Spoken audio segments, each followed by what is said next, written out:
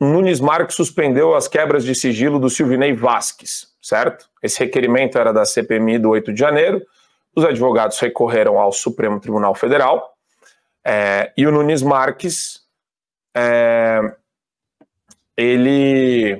segundo ele, não estava devidamente fundamentada a quebra do sigilo do Silvinei.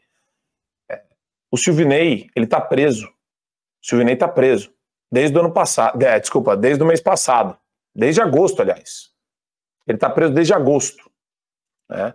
Acho que dia 9 de agosto. Ele está encarcerado. A subversão do Estado de Direito, a subversão da Constituição, a subversão dos nossos direitos e garantias individuais, a gente não pode transigir com isso, nem usar eufemismos. Eu falo muito sobre crimes de responsabilidade em série cometidos pelos ministros do Supremo, que endossam isso também. Veja, aqui eu não estou falando só do voto do relator, eu estou falando de todos os ministros que concordam em crime de multidão, que não existe. Crime de multidão é coisa de Estado soviético. Eu não sei o que você fez no prédio. Você pode ter até vandalizado, pode ter a gente pode estar falando, olha que macabro isso. Tem black bloc infiltrado que pode estar junto com os inocentes na cadeia. Mas nenhum deles pode ser condenado por crime de multidão. Porque eles estão usando esse subterfúgio para falar em abolição violenta do Estado democrático de direito e colocar uma senhora de 57 anos com uma prisão de 14 anos, uma pena de 14 anos de prisão. Então, quando o Sebastião falou na sustentação oral no Supremo sobre tortura, essa tortura é uma tortura ao aprisionado, ao prisioneiro, à família dele e a qualquer pessoa da comunicação que olha para o Supremo e vê também pessoas do jornalismo, jornalistas, pessoas que trabalham na comunicação serem perseguidas. E, Sebastião, eu só enxergo a punição de ministro que comete crime como uma forma de restabelecer a justiça no Brasil. Marco, eu gostaria de ver o Supremo Tribunal Federal retornar aos tempos de 15 anos atrás, por aí, não é? Porque o que está acontecendo é em razão das falas e das decisões dos senhores ministros. Marco, eu nem piada eu falo dos senhores ministros. Eu ri até da sua piada aí, não é? Mas eu trato todo mundo com muito respeito, sempre digo, olha, essa questão de fechar Supremo, quem já falou isso, não fale, isso não está correto, nós temos que respeitar as pessoas. Agora, as atitudes das pessoas, elas podem ser comentadas, não é? Podem ser comentadas. Voltando a um ponto anterior, enquanto tiver esse julgamento dos senadores e deputados pelo Supremo e vice-versa, no caso do Senado, isso não vai funcionar. Os deputados e senadores têm que ser julgados num tribunal regional federal da sua região, com recurso para o STJ e até posteriormente ao Supremo Tribunal Federal. Então, isso é uma questão que tem que retirar, Marco, o controle concentrado, como você falou também. A questão do sigilo. Olha, o sigilo de alguma pessoa pode ser quebrado quando houver fundada suspeita materializada em algum outro fato concreto para fazer essa invasão do sigilo da pessoa, seja ele bancário, fiscal ou telemático. Não é? Agora, você adotar certas medidas para verificar se a pessoa cometeu alguma coisa. Vou dizer um caso concreto do Coronel Sidney, Tenente Coronel Cid.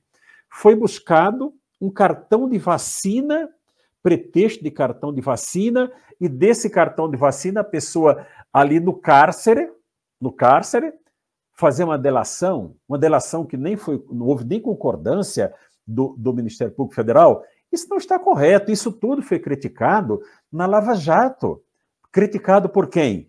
Pelo Supremo Tribunal Federal, que hoje está adotando a mesma conduta que eles criticaram, e não só criticaram, como anularam tudo o que aconteceu lá da Lava Jato. Eu diria, se eu pudesse dar uma sugestão modesta, eu diria, ministro Barroso, propõe aí aos seus colegas vocês ficarem 6 meses, daqui até o fim do ano, até o começo do ano, sem manifestações em redes sociais, sem manifestações políticas, e os senhores vão constatar como ocorrerá uma mudança natural, acomodação das situações. Mas enquanto ficarem com esse ativismo judicial e político, a paz não reinará. Não adianta dizer, olha, nós vamos ter harmonia entre os poderes, que isso não vai acontecer. Veja, o Marco e Marcelo, tem cabimento um ministro do Supremo assumir uma cadeira de presidente fazendo programa de governo? Olha, a economia sustentável, a minoria, isso é pauta do Congresso Nacional. Eu vou voltar para a Praça da Sé, Marco Antônio. Eu vou voltar porque quando eu tinha 20 e poucos anos, eu peguei o ônibus aqui no Rio, fui na Praça da Sé, sabe para quê? Para o comício das diretas já. Eu quero votar para presidente. Eu vou voltar para a Praça. Eu quero ser governado por quem o povo eleger. Eu não quero ser governado pelo Barroso. Sim, não quero ser governado por nenhum ministro. Você está fazendo programa de governo. Parece que ele tomou posse da presidência da República. É impressionante.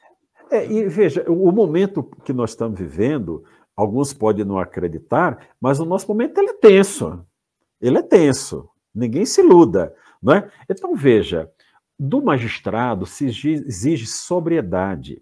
Quando numa posse tem uma festa daquela, o ministro lá com bebida na mão, um copo na mão, não sei se era bebida, o que era, né? Sambando, cantando, é como se estivesse sambando na cara do povo brasileiro.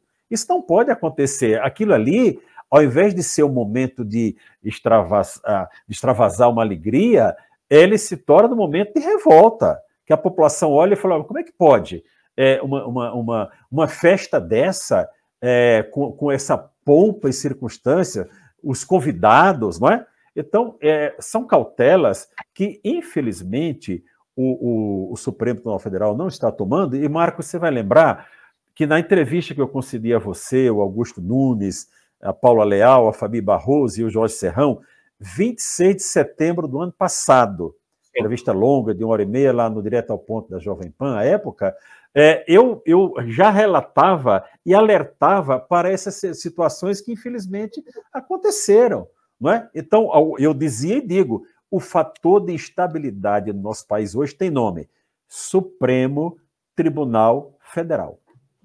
Eu sussurrei Alexandre de Moraes aqui, porque é o primeiro que eu tenho pedido. Não, ele é só o piloto ele é só o piloto dessa aeronave, né? É o piloto da aeronave ativista e criminosa, que eu acho que hoje o Supremo tem tocado. E é engraçado isso, né? Só de falar isso, as pessoas viram para mim, às vezes, nas redes sociais, até amigo meu, o Marco, você não tem medo de acontecer alguma coisa com você? Só, cara, medo do quê? Eu tenho uma obrigação moral, e não é nem com a audiência, é comigo. Eu tenho uma obrigação moral comigo. Como é que eu vou me olhar no espelho, o quê? Passando o pano? Não falando o que eu penso? Não falando o que eu acho correto? E aqui é interessante, Marcelo, que eu queria, antes de te ouvir, eu queria fazer um pedido para quem está nos assistindo. A gente está com 99.650 inscritos no nosso canal de YouTube. Faltam só 450. Então, 350. Desculpa, 550 350, menos até agora. Se vocês puderem já se inscrever no canal, do lado do botãozinho do like, você tem o botão de inscrição no canal. Aproveita, coloca para ativar todas as notificações. Nosso programa matinal, o Show da Manhã, está fazendo muito sucesso, está crescendo rápido. Em menos de 6 meses, a gente já conseguiu bater 7.000 pessoas ao vivo. Só está aumentando a audiência, graças à audiência maravilhosa que nos acompanha, que apoia o canal, que se inscreveu na plataforma. Aqui do meu lado tem o QR Code para você se inscrever no canal, na plataforma de assinatura. Assinando, você tem acesso ao conteúdo completo. Hoje eu estou fazendo essa live com o Sebastião Coelho, com o Marcelo Rocha Monteiro, só que vai tudo para nós depois para dentro da plataforma de assinatura. Você só vai ter acesso ao conteúdo completo na plataforma. No YouTube ficam só os cortes. E tem muito mais lá dentro. Tem programa de debate, de entrevista com grandes personalidades, tem curso meu que eu coloquei lá sobre guerra cultural. Tem muita coisa legal que a gente quer usar para enriquecer para o assinante, a experiência do assinante ser a melhor possível. E a gente está querendo fazer uma luta aqui de Davi e Golias, tá? A gente é pequenininho, mas a gente está olhando, e eu vou colocar na próxima pauta a Globo, vocês vão ver o tamanho da Globo e como a Globo mente descaradamente a respeito do que está acontecendo hoje no Brasil. E eles utilizam de todos os subterfúgios linguísticos, de toda a maldade que tem na hora de se expressar para enganar as pessoas. Só que a Globo tem o BNDES do lado dela. A Globo tem bilhões de reais do lado dela, principalmente agora que o Lula abriu o cofre da Secom e do BNDES. E a gente tem vocês. Então, se vocês gostam do canal, gostam do conteúdo que a gente produz, aproveita para assinar agora e vou fazer mais um pedido. Marco, quero ajudar mais. Tem muita gente que ajuda com Pix. Está ajudando demais o canal a crescer. Eu não quero pedir Pix quando a gente estiver grande, obviamente. Mas hoje a gente precisa desse apoio também. Qualquer valor ajuda. A chave Pix nossa é contato@fiodiario.com, sem acento, para vocês mandarem ao nosso e-mail, contato@fiodiario.com. Qualquer valor que vocês puderem mandar ajuda demais. Então, tem o Pix, tem a assinatura, e aquela que não vai cair o dedo, é só meter o like lá e se inscrever no canal, que também ajuda o nosso alcance no YouTube. Agora, Marcelo, eu queria ouvi-lo a respeito disso que a gente estava falando, que envolve a questão da tecnocracia como o fosso que distancia as pessoas do Supremo Tribunal Federal. Muita gente olhava para o Supremo e falava, veja bem, é uma decisão judicial, não dá para questionar. Até governador de estado, até algumas pessoas que hoje estão aí na vida política, elas se sentem melindradas de criticar o Supremo por conta dessas decisões judiciais, achando que a decisão judicial pode fulminar qualquer direito e garantia nosso. E quando a gente vê o Cássio Nunes falando no caso do Silvinei, determinando que não pode ter a quebra dos sigilos do Silvinei, a gente tem que lembrar que o Silvinei, ele estava, até agora, solto. A prisão dele é absolutamente absurda. É totalmente absurda. E ainda a alegação é de que ele interferiu na eleição, sendo que o próprio TSE, o órgão mais soviético que tem na República, falou depois da eleição, transcorreram em plena normalidade. Então, como que a gente combate isso? E outra, a gente vai ver no futuro, é muita esperança minha olhar para o futuro e falar, pô, essas pessoas todas deveriam ser indenizadas, não só pelo Estado, mas pelas pessoas físicas que cometeram essas atrocidades? Não sei se nós vamos chegar a isso um dia, né? Mas o que me causa espécie é o número absurdo de ilegalidades, né? Quer dizer, não há programa que de 1 hora, de 2 que chegue, né? A posição de respeito, né? De prestígio do magistrado, do membro do Poder Judiciário, a própria autoridade que ele exerce, qual é o fundamento dessa autoridade, desse respeito, desse prestígio? É a sua posição, a posição do juiz de neutralidade, né? É aquela... Nós três aqui somos profissionais da área, né? O leigo talvez não conheça aquela representação do triângulo, né? Autor de um lado, réu do outro, e lá em cima o juiz equidistante das partes, né?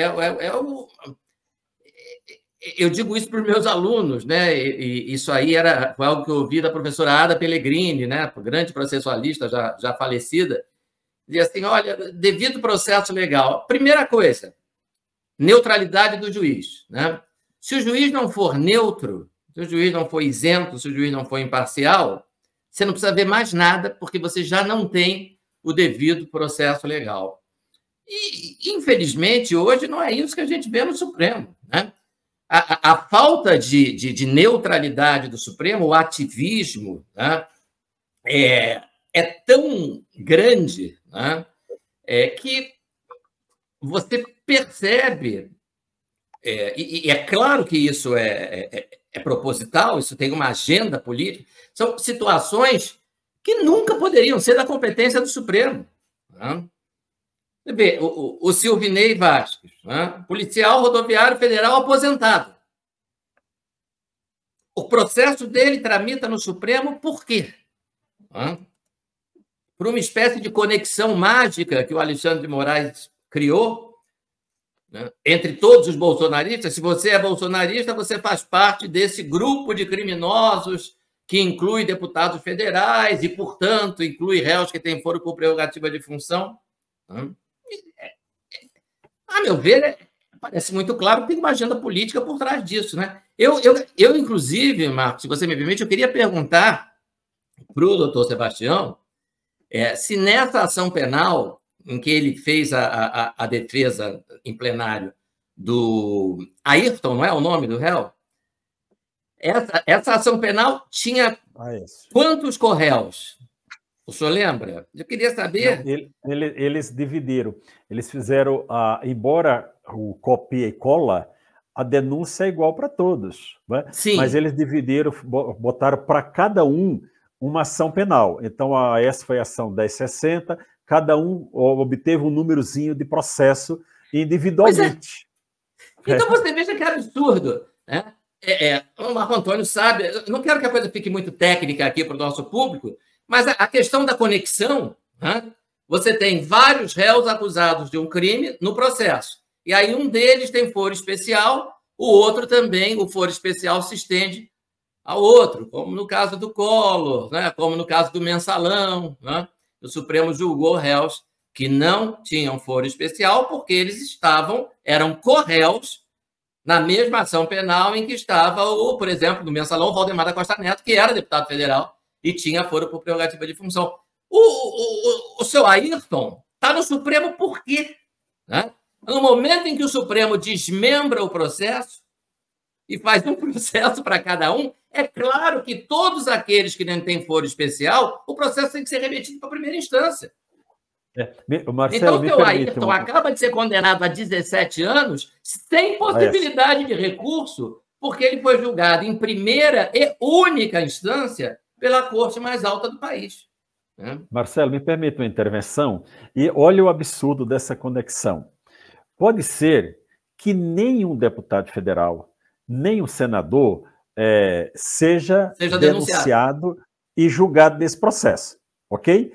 E aí acontece, pessoas que não tinham a menor prerrogativa foram julgadas lá em instância única a pretexto de uma conexão que a pessoa que tinha a prerrogativa não foi denunciada. Não tem nenhum denunciado até hoje. É completamente ilegal. Né? É a violação do princípio do juiz natural. Eu diria que é praticamente um tribunal de exceção. Né? O tribunal não foi criado, né, depois do fato, mas a competência dele foi inventada pós-fato.